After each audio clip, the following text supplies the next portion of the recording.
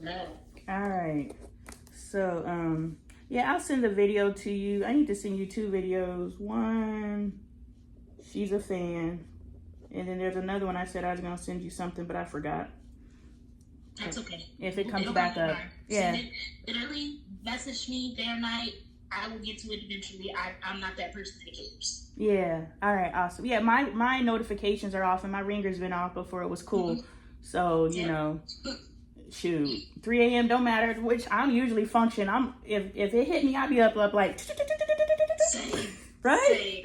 Be like, I cannot sleep until I get this out of my head. Yes. And it'd be so good that it's like, I'll lose it. It's just like, something will get dropped in my head and I'm just like, yo, I know if I don't get up and write this down, I'm going to lose it because the next thing's gonna drop in, the next thing's gonna drop in, and I'm just like, but the beautiful thing about that is God's creating a picture, right? Mm-hmm. So anything that's dropped in for me, I know that this is the introduction of it. This isn't the end of it, you know? And the error that I've been making, as soon as I get something, I run to the people. I'm like, yo, da-da-da-da-da. Well, that's not an error either because that's the development, you know? So what you'll notice is when I start talking like this is because I'm developing an idea. I'm working a theory out. But when I'm talking like this, I done already worked it out because I done had all these pieces that keep dropping in to make the whole picture. And so, I forgot my point. When that happens, I just forgot my goddamn, my talking point. Okay. I do it all the time. Yes. There is like lots to talk about. My God, it's so beautiful. I love it. And I really love, like, I can speak for myself. This version of me is new because I'm so used to, because I've had white friends, but I only have interacted with my black friends, right? So I have white friends, but I interact with my black friends. And so talking to black women, they're typically defensive, you don't know me energy. We can have an honest conversation, but not for real, you know, so I'm used to that experience. So I'm so thankful for this climate that I don't know if, because I've bumped up against a lot, you know, on my quest to heal the black woman, I've bumped up against a lot. Yeah, but willingness to, because like those bullies would have bullied me back into a corner. Like when I asked, and I use this language on purpose, this was Spirit's fault, you know, like God has already pieced together what was happening or what was done. Like the next day I saw what God did, but while God was doing it, because I posted in the group, well, I post on my page first and then I cross promote. People on my page already know who I am and how I talk. So I'm going to say some stuff and people already know I mean no harm. We working through some stuff, you know, but they don't know me like that, especially in a group that's constantly growing. There's 6,000 women in there, you know, they don't really know me like that. But I'm not going to stop being me because I need to attract my tribe, you know, so I got to peacock my ass off. You have to be you. Yeah. And so the post where I posted, how do you teach your son men don't cry? And when I wrote that, I was like, I can't say that because I know that's not true. But I do be telling, I tell my son, stop being a bitch, stop being a punk, like, stop, yeah. And I was like, I can't say that anymore. What am I supposed to say? Like, because I don't want, look, and so look, cry. I understand. Yeah, you have to feel feelings. Yes. But while I'm combing your hair and you acting like I'm pulling your liver out without any anesthesia, we're not doing that. That's my baby too. So what I do for my baby is I'm like, hey, you can cry, can't scream, can't kick, can't throw things. You can cry. I will do my very best to brush your hair gently, okay? But there's going to be some level of resistance. This is what we're gonna have to do. Other option, and I give her that option. The option is we cut your hair, or you go through this. Yeah. So you gotta pick your hard way. Yeah. And I've talked him down. More so, my question was, look, it was a flub in the respect that what triggered this question was him getting his hair combed. And so, you know, people are attaching to, rightfully so, because I'm having two different conversations. You understand, because you and I can communicate means that you communicate on a different level than most people. Yeah. And so it's difficult for us to ponder in public places because those who don't understand what we're saying are attaching to what we're saying. And what I'm saying doesn't matter because I'm asking something, but these are the words I got. These are the words I got. I'm combing my son's hair. The context. Well, context. Yes. I'm combing my son's hair. He's crying. I don't want him crying about something because I understand if I took his ass to the hairdresser, wouldn't a tear fall. I understand when I give the comb to him, and he can detangle his hair without a tear, but the moment mama does it, I have watched it. This is my fourth child. I just cut his hair off. I was done. But this is my third child where I am combing their hair, and I know the racket. I'm going to throw a tantrum, but as soon as somebody else does it, I don't have a problem. I have seen it. So I understand when his sister do his hair, he don't cry the whole time. His sister, she just combs it so perfectly. But when mama does it. So now you understand what I'm saying from that perspective. Okay. This is a show. To me, that's not even a boys don't cry situation. It's why are you crying in this situation? And I would break that down with my baby too, because she has issues where she doesn't like school. So when we'll do the school stuff, she's like, I want mama. And I'm like, hey, mama is right in the other room. She's not gone. Okay, mm-hmm. She's not gone. This is not hurting you. Okay, you're not in distress. What's happening is you're frustrated. Okay, helping them name their actual emotion. It sounds like you're frustrated. It sounds like you just particularly don't want me to brush your hair. I'm not sure why that is, but while I'm brushing your hair, I want you to tell me, is what I'm doing actually hurting? Or are you just reacting because you think it's going to hurt? Brush. Did that actually hurt you? Or are you just anticipating that it's going to hurt you? She does that too. We'll just touch her hair with the brush because we know it didn't do all that. Yes. So relax, being dramatic in this particular moment. Yes. Not hurt. I need you to feel your body. Okay, not hurt. You're safe. A mom is helping them reassure that. Yeah, a mom came on, and it's so funny because I laughed at her when she said, "Pay attention to your body." I was like, that old pussy stuff, you know. When I heard it, but it stuck, right? It stuck with me because you remember earlier, whatever your experience, if it sticks with you, like the Jesus in the 40, yeah. So pay attention to your body stuck with me, and I was mocking it because I was just like, that's some old whatever stuff. But Spirit was like, because the very next day I was like, pay attention to your body, like, you know, and I was like, all right, Michelle, you know, because so now it's something. I was wrong, got you, and it sounds like you are really good at being able. Hey, I was wrong. That's life. I went back and tagged her. What makes better people. I went back and tagged her. Well, no, she was one of the people. If you go and find the post, it was my most active post. But she was one of the first people to comment, and she kind of came with that energy because, hold on, I'm not asking how to teach them not to cry. My true question is time and place. But I am acknowledging that we come from so I'm touching everything, right? I'm asking time and place, and those who see that, saw that. I am asking, yes, I want to teach my son, you don't need to cry about everything. That is important to me. Yes, I want to teach my daughter, but I'm dealing with my son.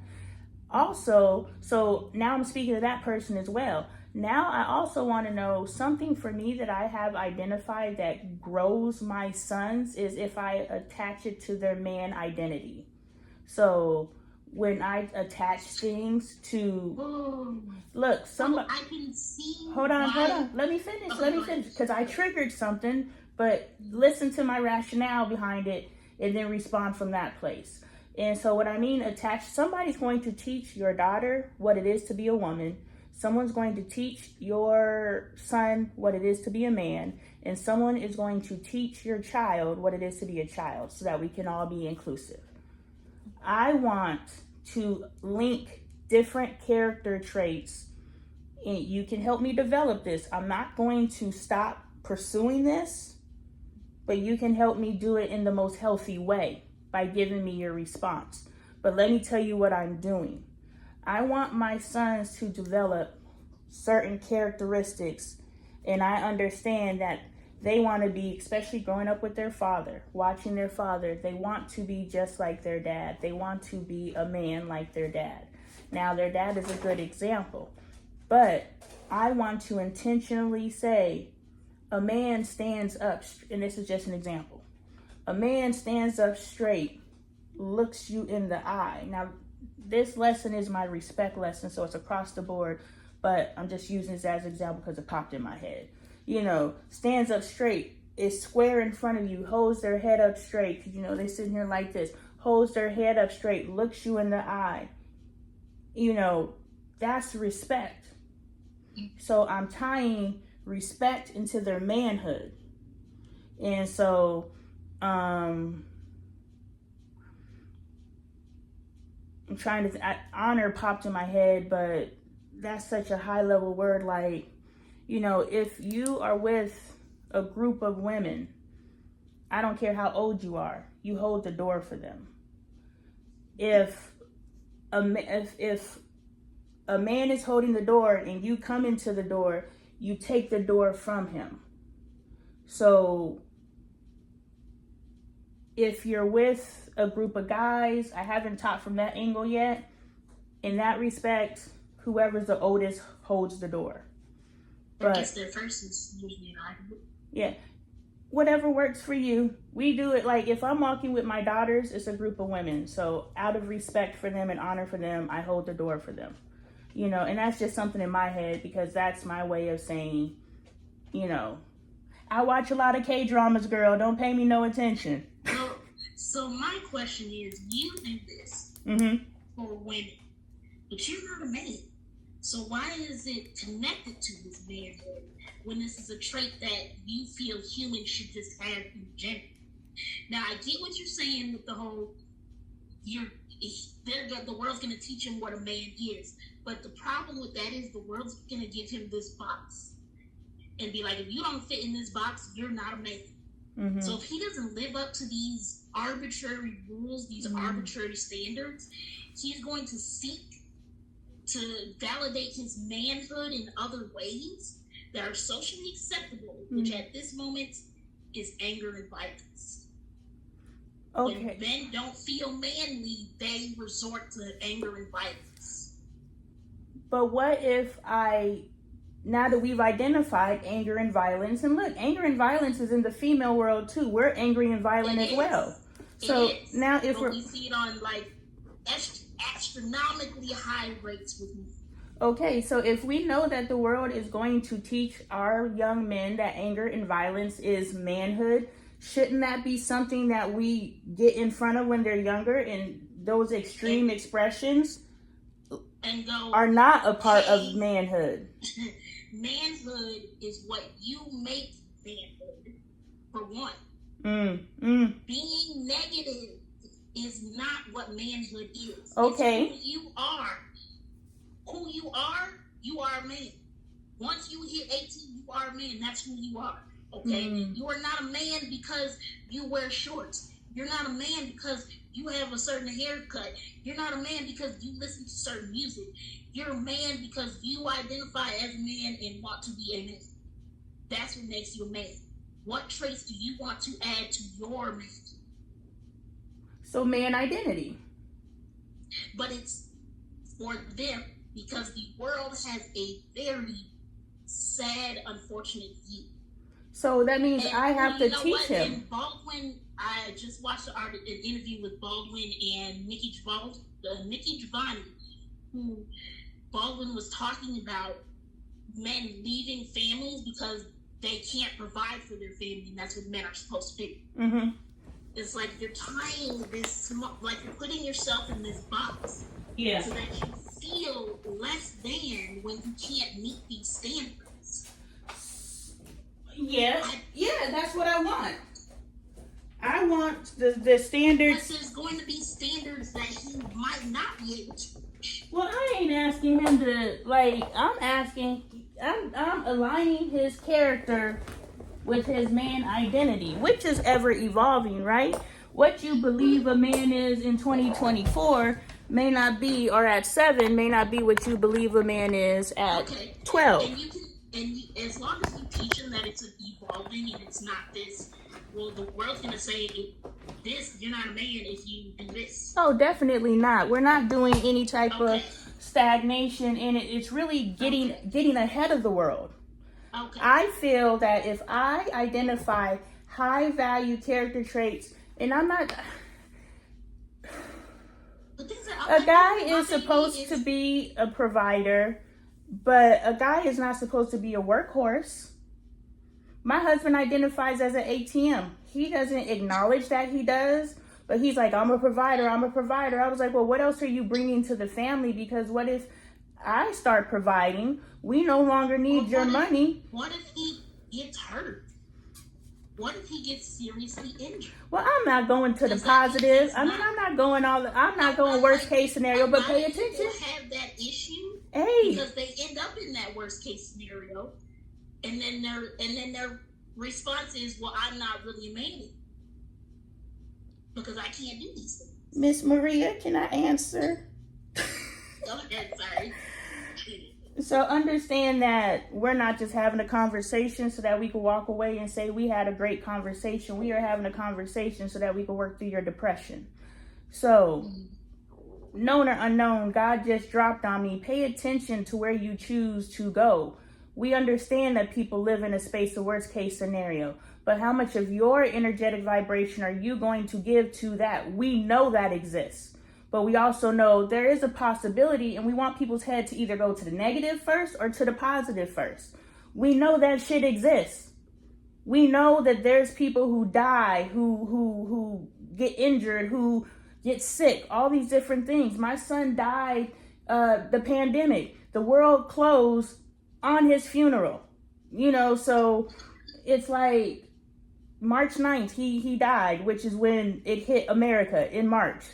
We literally had to live stream his funeral. And so it's like anything can happen. My husband didn't work for a month. Wasn't nothing physically wrong with my husband. He just didn't have, he's a barber. You don't cut, you don't eat. So anything can happen. We know that.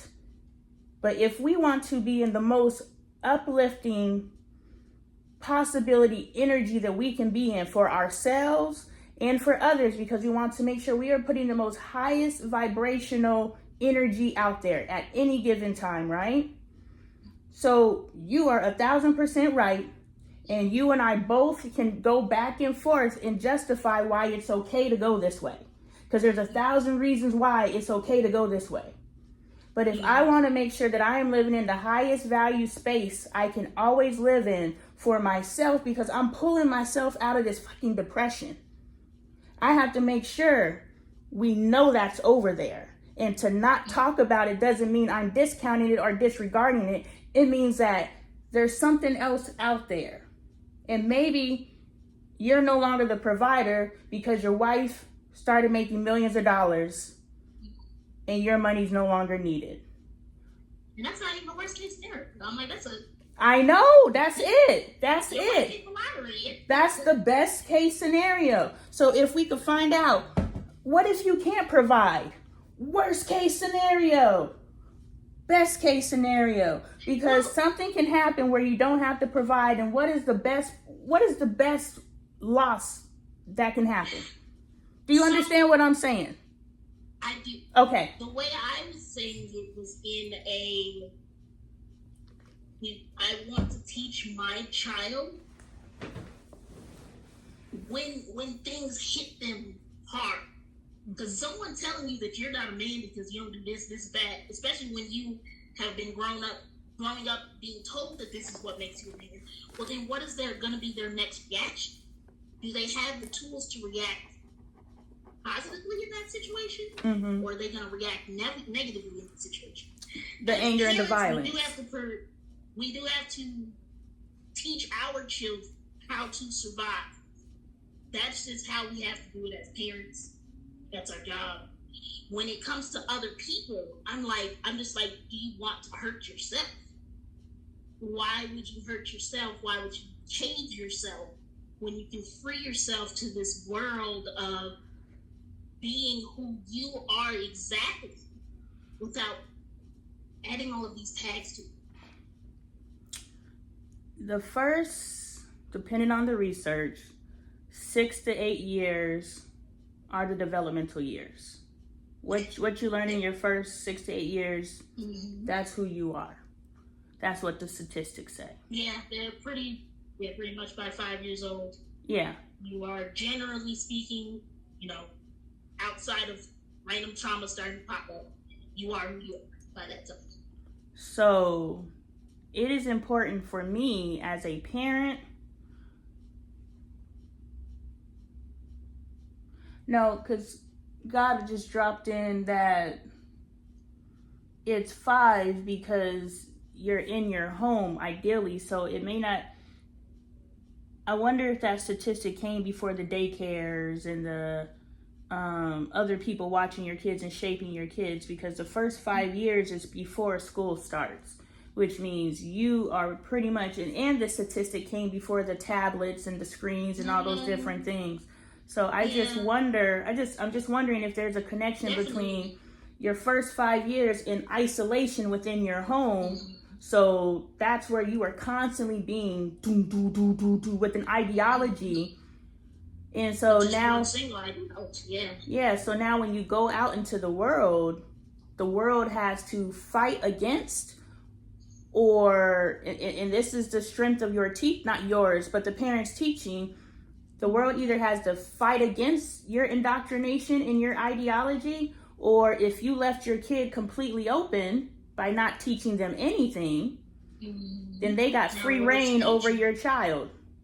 And so now your child is being shaped by the world from the age of 5 because you didn't shape anything, or you shaped anger and violence. You shaped silence. You shaped no one's having intellectual conversations. You shaped all these different things. So I just wonder if there's a connection there.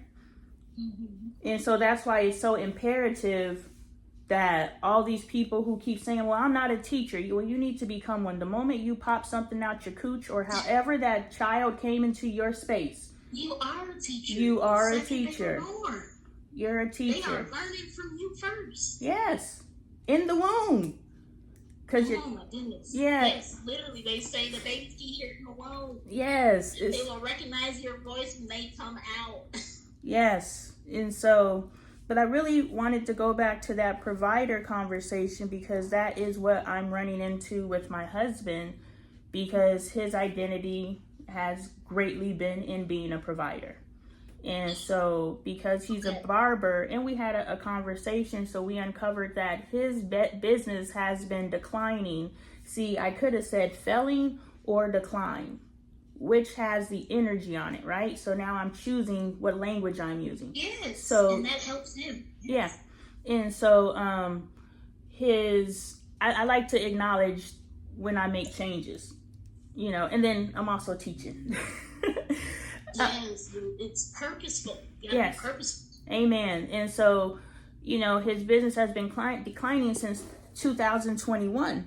And so I was like, babe, if you've known that your business has been in decline since 2021, why is it 2024 and it's to the space of a critical point that you're still not really doing anything about it. You're still just whatever it is. And so I was just like, well, what is your definition of a man? And he said, I ain't even gotta make it up. It's in the binder. Good. Yes. I was gonna ask that because that plays into a lot how men react to situations, how they treat others. It's what do you see as being a man? Mm-hmm. Hold on. Is this a flawed way of seeing? Maybe green. Yeah, hold on. My kids. Life map. I want my marriage for 9 years. Relationship, whose life is this? June. It was July 4th. It was such a liberating day. You say what? You got sections. I just be writing in the book. Whatever comes to mind, pop out, go on page. Well, I know I'm creating a book that I'm going to sell one day. Oh, okay. Right. So, you know, we got sections. If I can document, do this for your legacy, friend. Yeah. If I can document as much of my life and the lives of others as possible, then I can take that from a meaningful perspective, because there's a really popular book back in the day where people from New York were telling their stories. Like, it was a really popular book back then. And I was like, yeah, it's great to hear these people's stories, but how can we learn from those stories and how can we progress ourselves forward? You know, so if I'm able to tell my story, tell other people's stories from a meaningful and purposeful way that people can pick this book up and use it to heal, to move into love, so your movement, right? This is just a seed being planted so that now you have a way to start executing your plan to heal the world, because your voice only goes as far as your voice goes, right? But now if you put something in writing, or you put something in video, or you put something in whatever, now you have multiplied yourself across the world, and now your message of love is going way beyond, like, you said, in this box, I'm a motherfucking star. Now start doing your love work. Start healing this world. Right now, I'm trying to figure out how to do it with adults. I'm so good at doing it with children. I pour my love into my children. My students, they see it. They can tell the difference. Like, this is a different kind of adult I'm talking to. Yeah. And I put that in them, and they go off into the world. Yeah. Spread that light. Amen. And I'm like, how do I do that for adults? I don't know. I'm struggling with that. Well, you got me. Yes, now I do. I believe in the creating connections. It's been really hard for me because I do specifically want to connect with other Black people. But with that toxic part of our relationships, our culture coming up, I can't involve myself with it. That hurts. That part of our culture hurts me too much. And it turns me into someone that I don't want to be. Yeah. So I've had to step back from this and be like, well, who am I going to find that can, for one, accept me for who I am? Mm-hmm. That can tell me I'm going to go to hell in 2 seconds. Yeah. And then 2, we can work on healing instead of continuously hurting each other and telling the other person just get over it. No, you're not just going to keep hurting me and telling me to get over it. I have control. Well, what Spirit told me, confirmed for me yesterday, because I've been being told, I just didn't know who my students were. But after I talked to you and you said, I'm a teacher and I am here to spread love and teach love. Whatever language you chose, I apologize. But after talking to you, the other young lady on the same comment about love, or post about love, she was like, yeah, because I'm in school to be a child counselor or psychologist or something like that. Like, she's going into the same compartment we're in and dealing with children. So I do believe, and I believe Jesus may have said something, the children are the answer. Yes, they are. And a so lot of times adults will be stuck in their ways. It just doesn't go through, even if it will change their life. exactly. We can stop that cycle with children.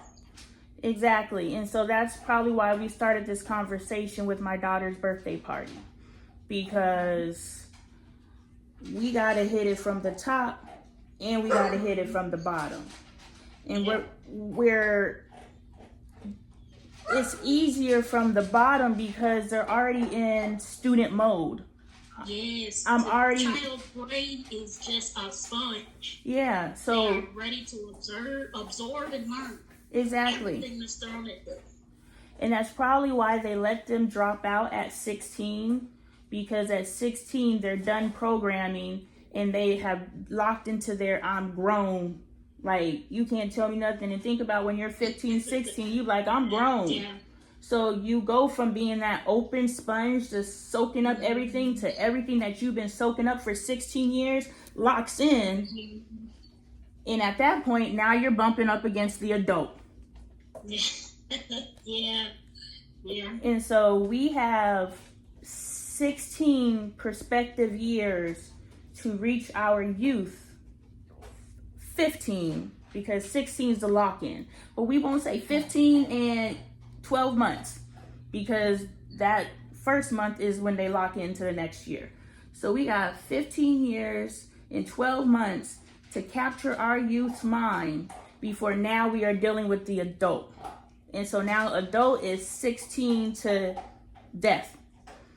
And now we're dealing with a whole nother beast. And what Spirit told me the other day, a whole nother manifestation. And so what Spirit told me the other day was, you're attracting in teachers, counselors, therapists, activists, coaches.